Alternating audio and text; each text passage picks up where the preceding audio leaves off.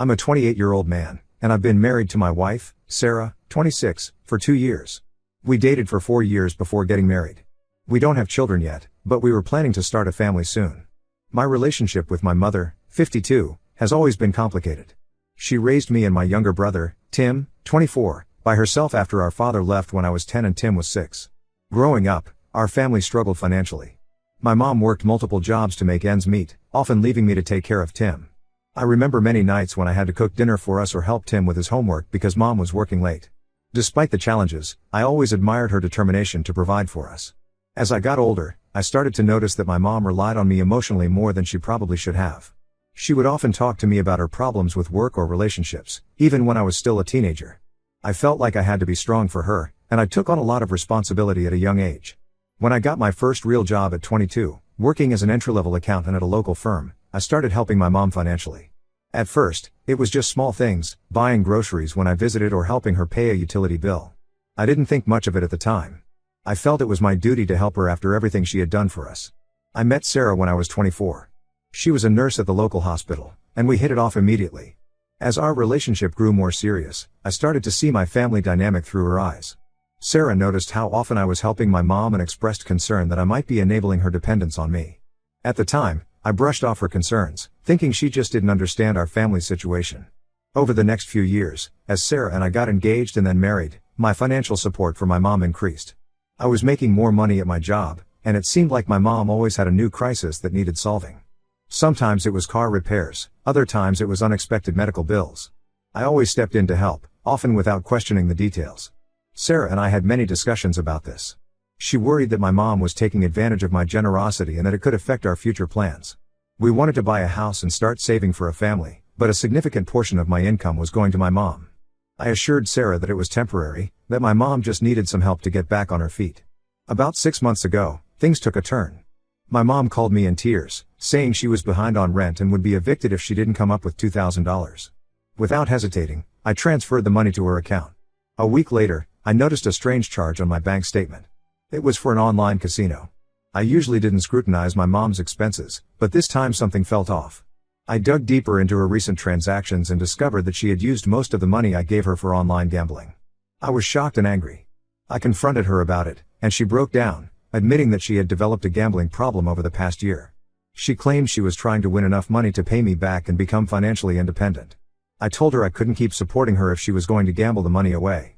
I insisted that she get help for her addiction and told her I wouldn't give her any more money until I saw real change. She promised to stop gambling and seek help. For a couple of months, things seemed to improve. My mom stopped asking for money, and I thought maybe the tough love approach had worked. Sarah and I started to focus on our own plans again, looking at houses and discussing when we might start trying for a baby. Then, last week, everything fell apart. Sarah came home from her shift at the hospital looking upset. She told me that my mom had called her at work and accused me of cheating on Sarah with my ex-girlfriend, Lisa. Lisa and I had dated briefly in college, long before I met Sarah, and we hadn't spoken in years. I was completely blindsided by this accusation. I tried to explain to Sarah that it wasn't true, but she was understandably hurt and confused. My mom had told her she had proof in the form of text messages between Lisa and me.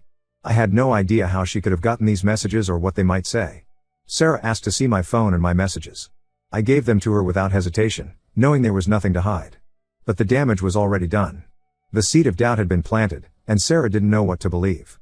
She said she needed some time to think things through and went to stay with her sister. I've been trying to understand why my mom would do this. Is it revenge for cutting off her financial support? Has her gambling addiction led her to more extreme behavior? I'm caught in the middle of this nightmare, and I don't know how to fix it. I've always loved my mom and felt responsible for her well-being, but now I'm starting to see how unhealthy our relationship has been. I'm worried about losing Sarah, the woman I love and want to build a future with, because of my mom's actions. I don't know how to balance my family loyalty with my marriage, and I'm afraid I might lose everything. Update 1. It's been 2 weeks since my initial post, and the situation has only gotten worse. Sarah still hasn't come home, and our communication has been limited to a few text messages. She's made it clear that she's not ready for a face-to-face conversation yet. I miss her terribly, but I understand that she needs time to process everything. In one of her messages, Sarah told me that she doesn't know what to believe anymore. That statement hit me hard. The trust we've built over 6 years has been shaken by my mom's lies, and I'm at a loss for how to rebuild it. I decided to confront my mom about her accusations. At first, she denied everything, claiming she was just looking out for me. But as I pressed her for details, her story started to fall apart. Finally, after hours of back and forth, she admitted that she had made up the whole thing. Her explanation was that she thought Sarah was going to leave me eventually, and she was trying to protect me by breaking us up first. I couldn't believe what I was hearing. I asked her how she could do something so cruel, but she seemed unable to grasp the severity of her actions. During our conversation, I learned that she had fabricated the text messages she claimed to have. She had used an old phone of mine that I had given her years ago, created fake conversations, and then showed screenshots to Sarah. The level of deception was staggering. I've decided to cut off all contact with my mom for now. She keeps calling and texting, alternating between apologies and attempts to justify her actions, but I'm not responding. I need to focus on trying to salvage my relationship with Sarah. My brother, Tim, has been a surprising source of support during this time. When I finally told him what had happened, he wasn't as shocked as I expected. He revealed that he had stopped talking to our mom a few months ago because she had borrowed money from him and used it for gambling, just like she had done with me. Tim shared some stories from his own experiences with our mom that made me realize how manipulative she's been over the years. He told me about times when she had pitted us against each other, or made up emergencies to get money or attention. It's been eye-opening to compare notes with him and see the patterns in her behavior. I've been doing a lot of reflecting on my relationship with my mom. I'm starting to see how she's used guilt and emotional manipulation to keep me tethered to her. I feel angry, not just at her, but at myself for not seeing it sooner. Sarah had tried to warn me, but I wasn't ready to hear it. Sarah's sister reached out to me a few days ago. She said that Sarah is still really hurt but is considering coming back to talk things through. I'm hopeful, but I also know that there's no quick fix for this kind of betrayal. I've been thinking about what I want to say to Sarah when we do talk. I want her to know that I'm committed to setting better boundaries with my mom and that I'm willing to do whatever it takes to rebuild our trust. But I'm also scared that it might be too late. In the meantime, I've been trying to keep myself busy. I've thrown myself into work, started seeing a therapist to work through my family issues, and even joined a support group for people with family members who have gambling addictions.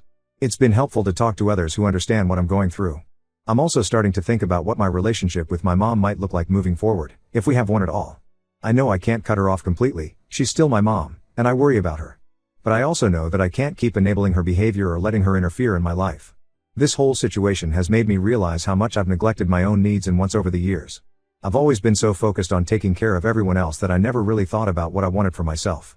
Now, as I face the possibility of losing my marriage, I'm having to confront some hard truths about the choices I've made.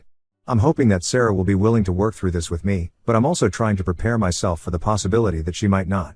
Either way, I know I have a lot of work to do on myself and my relationships. I just hope it's not too late to save the most important one. Update 2, it's been another month, and I wish I had better news to share. Sarah finally agreed to meet with me last week. We decided to take a walk in the park near our house, a place where we used to spend a lot of time together. As soon as I saw her, I could tell that something had changed. She seemed distant and kept avoiding eye contact. We started with some awkward small talk about work and the weather. It felt strange to be discussing such mundane topics when there was so much unresolved between us. Finally, Sarah got to the real reason for our meeting.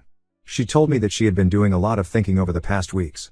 She said that while she believed I hadn't cheated on her, the fact that my mom was able to cause such chaos in our relationship had made her feel vulnerable.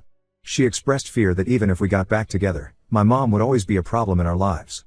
I tried to reassure her that I had cut off contact with my mom and that I was committed to maintaining strong boundaries. I told her about the therapy I've been doing and the support group I've joined.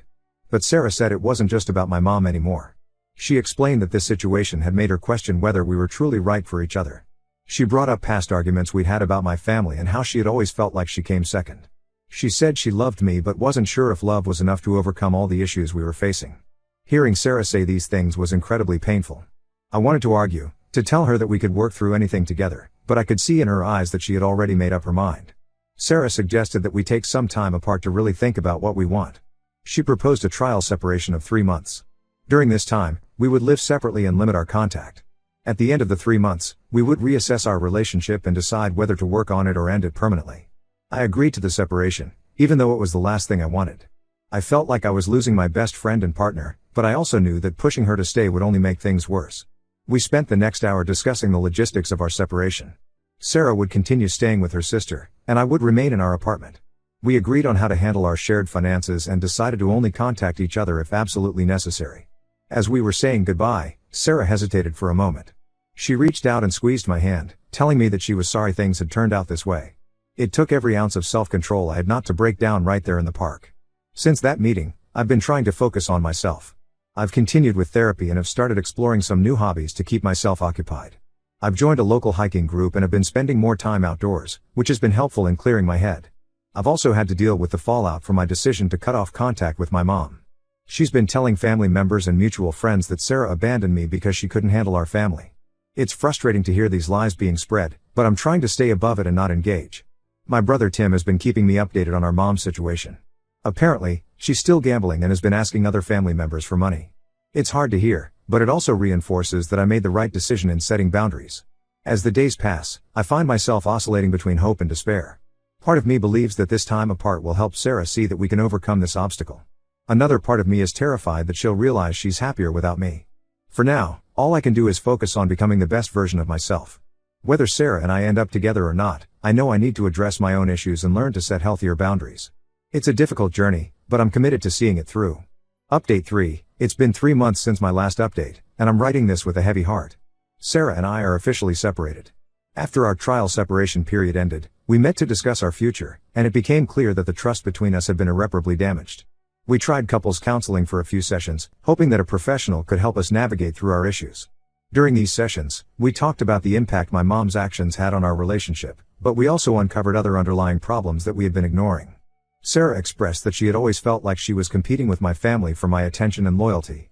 She said that even before the incident with my mom, she had been unhappy with how much of our resources, both financial and emotional, were being directed towards my family issues. I realized that I had been so focused on trying to take care of everyone else that I had neglected my relationship with Sarah. I had always thought I was doing the right thing by helping my family, but I now see how it came at the cost of my marriage. After much discussion and soul-searching, we both agreed that the best thing for us was to go our separate ways. It was an incredibly difficult decision, but we both felt it was necessary for our individual growth and happiness. We've started the process of dividing our assets and figuring out the logistics of our separation. It's been challenging, but we're trying to keep things amicable. We've agreed to minimal contact for now to give each other space to heal. As for my mom, I still haven't spoken to her since everything happened. Tim has been keeping me updated, and it seems she still doesn't understand the gravity of what she did. She's convinced herself that I'll eventually forgive her and things will go back to normal. But I don't see that happening, at least not anytime soon. I've been focusing on rebuilding my life. I've moved into a new apartment and have been trying to establish new routines. I'm still in therapy, working through my family issues and learning how to set healthier boundaries. Work has been a welcome distraction. I've taken on some new projects at the accounting firm, which have been keeping me busy. I've also been spending more time with friends, reconnecting with people I had neglected during my marriage. It's been a difficult journey, full of ups and downs. Some days, I feel optimistic about the future and excited about the possibilities ahead. Other days, the loneliness and regret hit hard, and I find myself missing Sarah and the life we had planned together. I'm trying to take it one day at a time and focus on personal growth. I don't know what the future holds, but I do know that I'm done letting other people's problems dictate my life. It's a painful lesson, but one I needed to learn. For now, I'm working on finding a balance between being there for my family and taking care of myself. It's not easy, but I'm committed to creating a healthier, more fulfilling life for myself.